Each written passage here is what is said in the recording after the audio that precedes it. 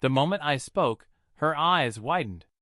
Her greenish-blue irises shimmered with an ethereal glow, and for a second, it felt as though the entire universe had gone silent. The marketplace, once alive with the chittering of a dozen alien species bartering and exchanging goods, seemed to freeze in time. "You speak the dead language of our ancestors?" she gasped, her voice carrying the cadence of astonishment and reverence. I wasn't sure what I had said that had sparked such a reaction. All I had done was repeat the phrase from the old, crumbling text I had discovered buried deep in the archives of the derelict space station orbiting Delta V. The book had been unlike anything I had ever seen before, written in a language scholars had deemed long extinct, its meaning lost to time. But I had spent months poring over it, deciphering its syntax, its words, its cadence, until I could finally form a coherent sentence.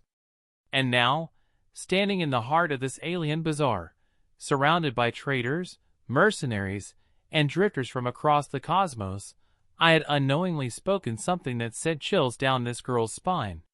She wasn't just any alien. Her features were delicate, yet sharp, an otherworldly beauty that made her stand out even among the very denizens of this planet.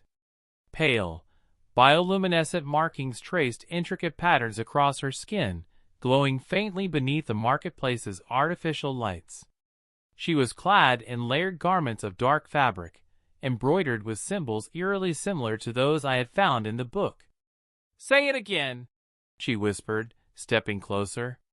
The crowd around us was starting to take notice, their conversations softening, their glances lingering. This was more than just curiosity. It was something deeper, something almost sacred.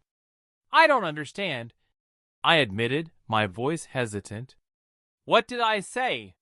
She reached out, her fingers trembling as they grazed my wrist. "You spoke the words of my ancestors," she said, voice thick with emotion. "Words that no living soul has uttered for 1,000 years. A heavy silence fell between us, pressing against my chest like the weight of an oncoming storm. My mind raced with questions. How was this possible? The text I had studied was ancient, sure, but I had assumed it was merely an academic relic. Dead. Forgotten. But here, before me, was proof that it was not. "Who are you?" I finally asked, my throat dry. She hesitated, as if the answer was too immense for words. "I am called Sela," she said at last. "And you are an anomaly." The way she said it sent a shiver down my spine. An anomaly. A being out of place.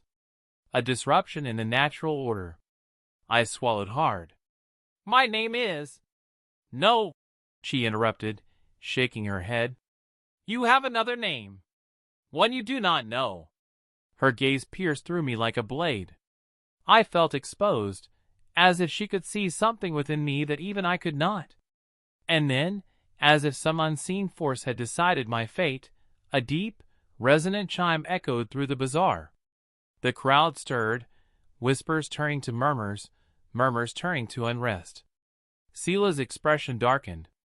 "They have heard," she murmured, more to herself than to me. I blinked.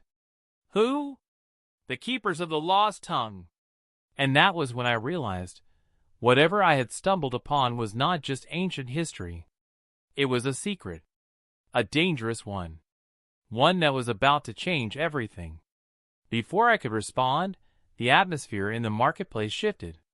The energy turned tense, charged with an almost electric anticipation.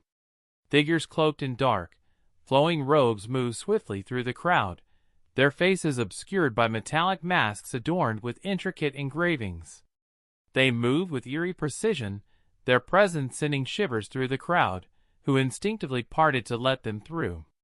Sela grabbed my hand, her grip firm and urgent. "We have to leave. Now!" "Who are they?" I asked, my heart pounding. "The keepers," she said, her voice barely above a whisper. "They guard the old ways, ensuring that the language of our ancestors remains forgotten. If they know you can speak it, they'll never let you go." I didn't have time to question her. She pulled me through the maze of stalls and alleyways, moving with a practiced swiftness that suggested she had done this before. I stumbled behind her, my mind reeling.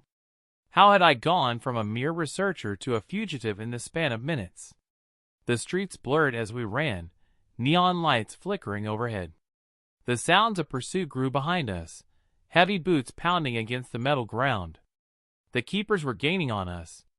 Seela yanked me into a dimly lit passageway, pressing me against the wall. "Do exactly as I say," she commanded, her eyes scanning the corridor. "If we're caught, they won't just kill us. They'll erase every trace of us from existence."